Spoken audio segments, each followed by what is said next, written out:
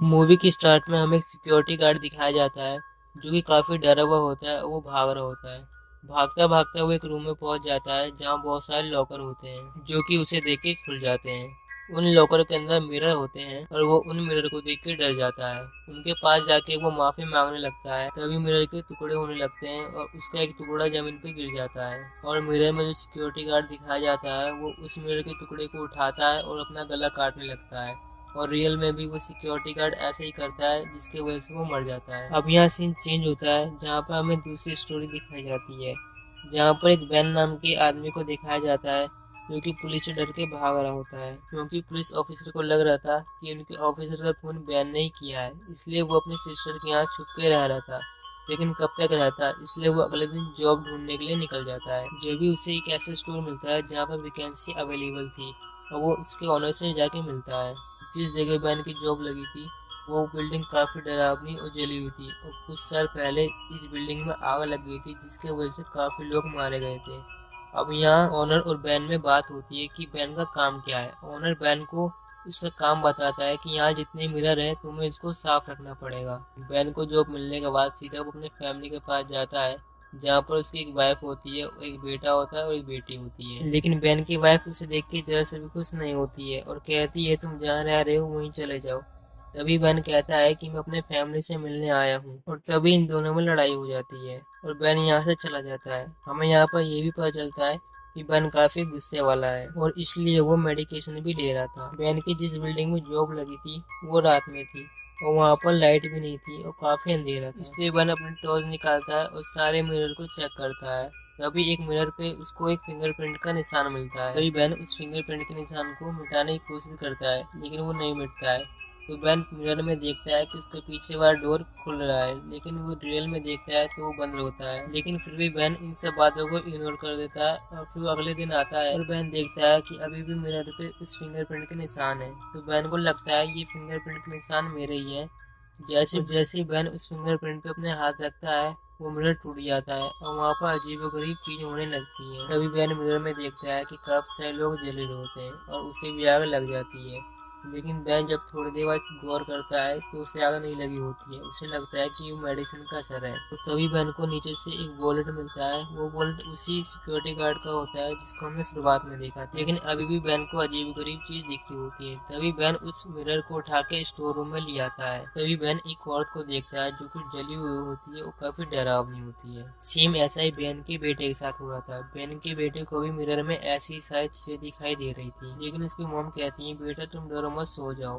फिर अगले दिन बैन को उसी सिक्योरिटी गार्ड के नाम से पार्सल रिसीव होता है। इसमें काफी सारे न्यूज़पेपर थे, उनमें ये खबरें छपी हुई थी कि वो बिल्डिंग कैसे जली। और तभी बैन शॉप ओनर से पूछता है कि सिक्योरिटी गार्ड कहाँ गया।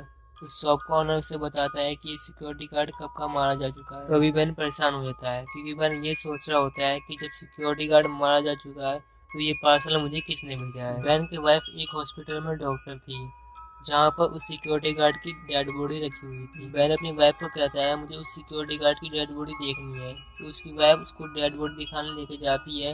तो जब बैन उस सिक्योरिटी गार्ड की रिफ्लेक्शन देखता है जो कि बगल में दिख रही होती है तो उसे देख कर डर जाता है। फिर हमें बैन की बहन को दिखाया जाता है जो कि शीशे के सामने खड़े होकर अपनी इयररिंग्स उतार रही होती है। फिर जब वो अपनी शावर लेने जाती है तो उसकी रिफ्लेक्शन वहीं पर रुक जाती है। और इसकी मौत कैसे होती है ये आप वीडियो ही देखो।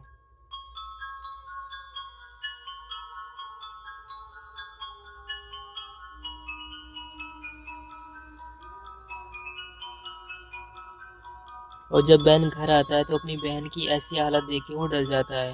तो उसे ये लगने लगता है कि कहीं ना कहीं ये मिरर की वजह से ही हो रहा है। अगले दिन बैन उसी स्टोर में जाके उन सारे मिरर्स को गन से शूट करने लगता है, लेकिन इसका कोई फायदा नहीं होता है। वो सारे मिरर अपने आप सही हो जा रहे थे। फिर बैन रोने लगता है, फिर पूछता है कि तुम मेरे साथ ऐसा क्यों कर रहे हो। फिर मिरर पे एक नाम लिखा जाता है, ठीक वैसा ही नाम सिक्योरिटी गार्ड के वॉलेट पे भी लिखा होता है। तो फिर बैन को लगता है इस मिरर और इस नाम से ही कुछ जुड़ा हुआ है। फिर जब बैन इस नाम के बारे में कुछ जानकारी पता करता है तो इस नाम के बारे में उससे कोई जानकारी नहीं मिलती है। फिर बैन उन्हीं न्यूज़पेपर को पढ़ने लगता है जो उस सिक्योरिटी गार्ड के नाम से आई थी। फिर बैन को एक न्यूज़पेपर मिलता है जिसमें उस शॉप के बारे में जानकारी लिखी हुई थी। तो बैन को पता चला कि उस आदमी ने उस शॉप में जानू से आग लगाई थी और वो अभी भी जिंदा है और हॉस्पिटल में है।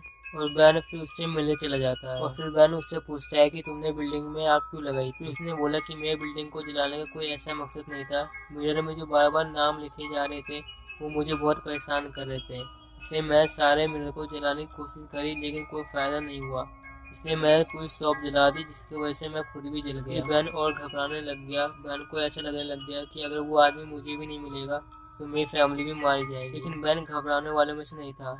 फिर से वो दोबारा शॉप में गया और उसे पता चला कि यह एक मेंटल हॉस्पिटल था जहाँ पर लोगों को बहुत ज़्यादा टॉर्चर किया जाता था। फिर बैन एक ऐसी जगह पे पहुंचता है जहाँ पर एक चेयर होती है और चारों तरफ मिरर होते हैं और ये वही जगह होती है जहाँ पर लोगों को पूरी तरह टॉर्चर किया जाता था। फिर बैन अपने दोस्त के पास फोन करता है जो कि एक डिटेक्टिव होता है। फिर बैन पूछता है अपने डिटेक्टिव दोस्त से इस शॉप के बारे में। बैन का दोस्त बताता है कि हाँ, इस पे एक केस बना था, मैं इसकी फाइल अभी तुम्हें ला के देता हूँ। फिर उसके बाद वो दोनों मिलते हैं और फिर बैन का दोस्त बोलता है कि इस हॉस्पिटल में एक पेशेंट थी जिसका नाम था एना और एना को सबसे ज्यादा टॉर्चर किया जाता था क्योंकि एना हर एक बात को जल्दी फील करती थी और एक दिन सारे मेंटल पेशेंट एना पे हमला कर देते हैं जिसकी वजह से एना मर जाती है और उसकी वजह से बाकी पेशेंट भी मर जाते हैं और इसलिए इस हॉस्पिटल को बैन कर दिया गया और इसकी जगह एक स्टोर खोल दिया गया। लेकिन कुछ समय बाद ये स्टोर भी जल गया और आज ये खंडहर है। फिर बैन घर जाके उस पार्सल को दोबारा चेक करता है जो सिक्योरिटी गार्ड के नाम से आया। फिर बैन को पता चलता है कि एना को उस हादसे से 2 दिन पहले डिस्चार्ज कर दिया गया था। इसका मतलब पेशेंट की मौत एना के साथ नहीं हुई थी, इसलिए बैन इतना परेशान था। फिर हमें बैन के बेटे को दिखाया जाता है जो शीशे के सामने बैठ के बातें कर रहा होता है। तभी उसकी मॉम आती है और कहते हैं कि बेटा क्या कर रहे हो, मेरे पास आओ। जब वो उठ के अपनी मॉम के पास जाता है तो उसकी मॉम देखती है कि उसके बेटे का रिफ्लेक्शन शीशे में रुक गया था। ये देख के बैन की वाइफ बहुत डर गई थी, इसलिए वो बैन को फोन मिलाती है और सब चीज बताती है। तो बैन कहता है कि तुम घबराओ मत, मैं अभी आ रहा हूँ।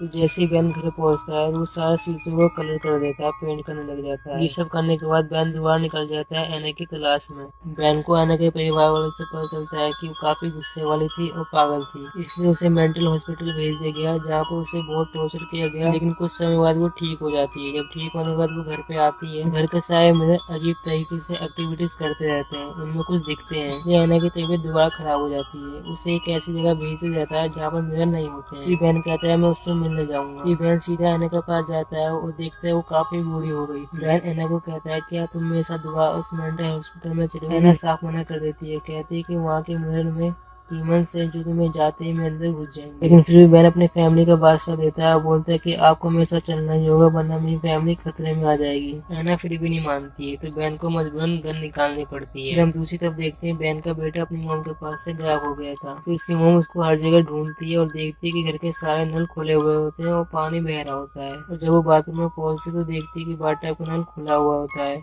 जैसे वो उसे बंद करने जाती है तो पानी में जो रिफ्लेक्शन होती है वो उसे खींच लेती है। फिर हम दूसरी तरफ देखते हैं बैन की बेटी अपने रूम में होती है और वो मिरर के पास जाती है जहाँ पर उसकी मॉम की रिफ्लेक्शन होती है। उसकी मॉम की रिफ्लेक्शन उसे मारने की कोशिश करती है तो उसकी ओरिजिनल मॉम आ जाती है और वो अपनी बेटी को बचा लेती है और फिर वो अपने बेटे को ढूंढने दोबारा नीचे जाती है जहाँ पर नीचे एक चेयर होती है और उसके नीचे पानी होता है। वहाँ पर उसके बेटे का रिफ्लेक्शन दिखता है। जब वो उस रिफ्लेक्शन के पास जाती है तो वो रिफ्लेक्शन नाइफ से उसे इंजर्ड कर देती है। दूसरी तरफ हमें बैन दिखाया जाता है जो कि एना को लेके उसी टॉर्चर रूम में आ जाता है और एना को उस चेयर से बांध देता है। फिर बैन देखता है मिरर में जितने टीमंस वो एना को देख के बाहर आ रहे थे। एक करके सारे टीमंस एना के अंदर घुस जाते हैं जिसकी वजह से उसकी बॉडी ब्लास्ट हो जाती है। बिल्डिंग में जितने भी मिरर्स थे वो सारे टूटने लग जाते हैं लेकिन फिर भी एना जिंदा थी और एना का चेहरा बहुत ही बुरी तरह से कट गया था और वो चीजें जंप लगाई थी और बैन पे हमला कर रही थी। फिर बैन एक आइडिया लगाता है, एना को उठा के एक पाइप में मार देता है जिसमें गैस थी। फिर बैन इसका फायदा उठाता है और वहाँ पर शूट कर देता है। इसकी वजह से वहाँ पर आग लग जाती है और एना जल जाती है।